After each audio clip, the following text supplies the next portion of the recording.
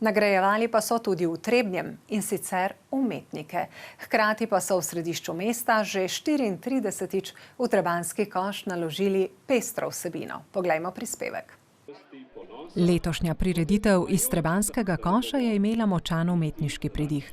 V mestnem parku so obiskovalci, predvsem otroci, dopoldne ustvarjali z udeleženci že 58. mednarodnega tabora likovnih samorastnikov, ki ga organizira Trebanjska galerija, ki sicer deluje pod okriljem tamkajšnjega Centra za izobraževanje in kulturo. Zvečer je bila na osrednjem odru podelitev nagrad ob zaključku tabora. Želeli smo to slavo, ki je včasih mednarodni tabor likovnih samorastnikov imel zopet ponesti med udeležence, med naše občane in zaradi tega v bistvu, da bi jim tabor zopet še bolj približali, kakor smo v preteklih letih. Strokovni svet je veliko nagrado, ki prinaša tudi samostojno razstavo v galeriji, podelil srbskemu umetniku Zoranu Anđelkoviću za delo Čudežno drevo, ki povezuje preteklost s prihodnostjo, resničnost s sanjami. To je veliki uspeh, da znate. Jako lepo vidio sam baš organizacija galerije je stvarno tip top. To drvo sveto može da bude hrast, može da bude lipa, može da bude i neko drugo, ali dugovečno drvo. Umetnost je le eden od okusov Trebnjega, kot se imenuje blagovna znamka, pod katero je bila prireditev drugič.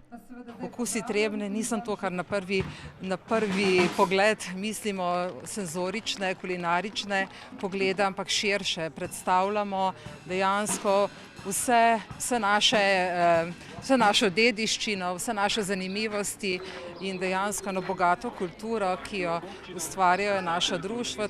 In 27 jih je sodelovalo v povorki. Če so bili lani ob 140-letnici prostovoljnega gasilskega društva Trebnje v ospredju gasilci, so se letos predstavili številni drugi.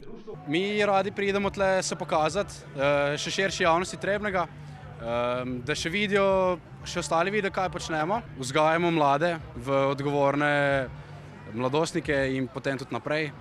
V bistvu smo taborniki, delamo mladi za mlade. Predstavimo se širši publiki in oni lahko vidijo, da smo na tem območju, da pomagamo pri kulturizaciji narave, da ni zaraščena, da so naši bregovi lepo popašeni in obdelani. Tlele je kar dosti ljudi, veliko tudi od drugot in nas potem spoznajo še bolj. Mogoče si nekdo kdaj predstavlja motoriste v slabšem pomenu, ampak mi strmimo bolj k tem, da smo z lokalci bolj povezani in zaradi pokažemo, da tudi vedo lokalci, da imajo nas in tudi pripravljamo zaradi tega razne dogodke in prireditve. Druženje se je v parku nadaljevalo še pozno v noč.